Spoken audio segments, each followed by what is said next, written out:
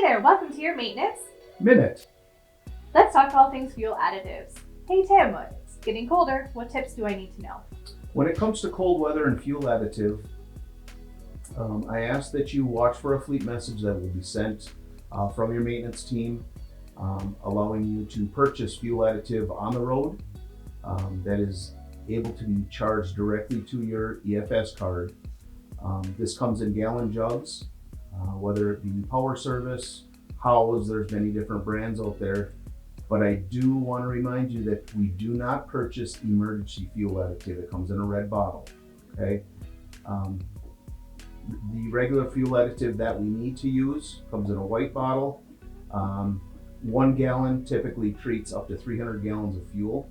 So I ask that you dump half of each gallon in both the right and the left-hand tanks in order to increase that freeze temperature or gelling temperature that we experience with the cold weather and fuel. So I buy 1 jug. Yes, you purchase. Half goes in the right tank, half goes into the left tank. That is correct. Okay.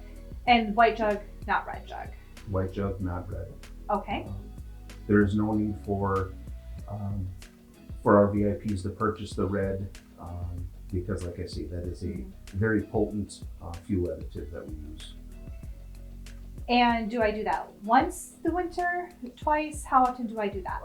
Like I say, with us monitoring the weather, you'll see fleet messages come out. Okay. In addition to that, probably 95% of the fuel locations that we fuel up in the Midwest already have pre-blended fuel. On a side note, whatever the engine doesn't burn for fuel, that gets returned to both fuel tanks, and that is warm fuel, so that also increases the gel point of that fuel. Are there any other tips that our VIPs need to know?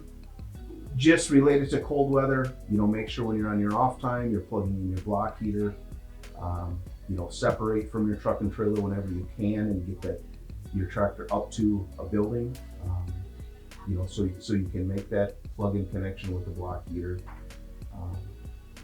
We don't utilize winter fronts on our diesel tractors just because of the emissions and how warm them engines run.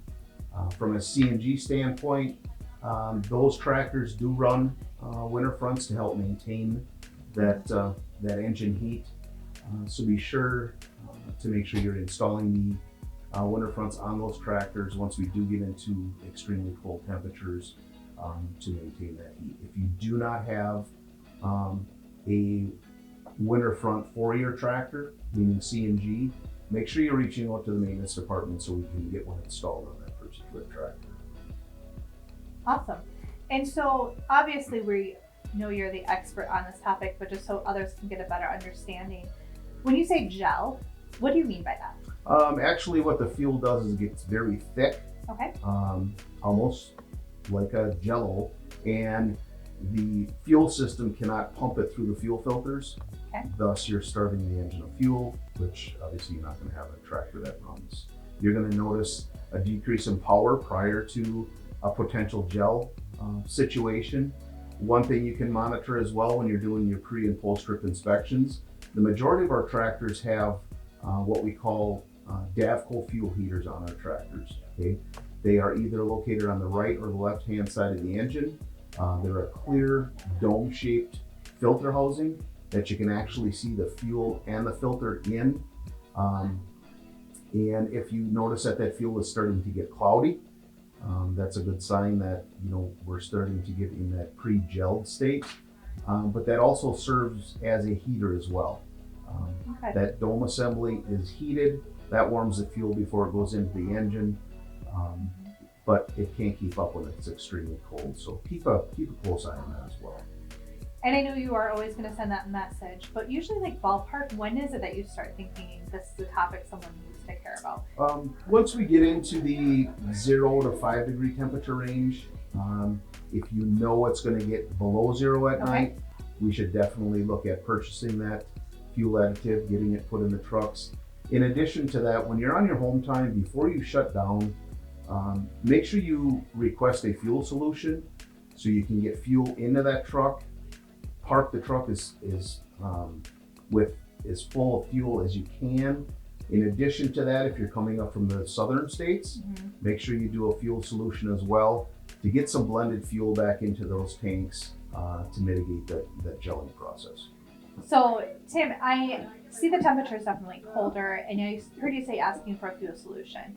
So, if I think I need fuel before I park for the home time or overnight, I just request a new fuel solution? You could request a fuel solution. I mean, you can also send that message directly to your fleet leader requesting that.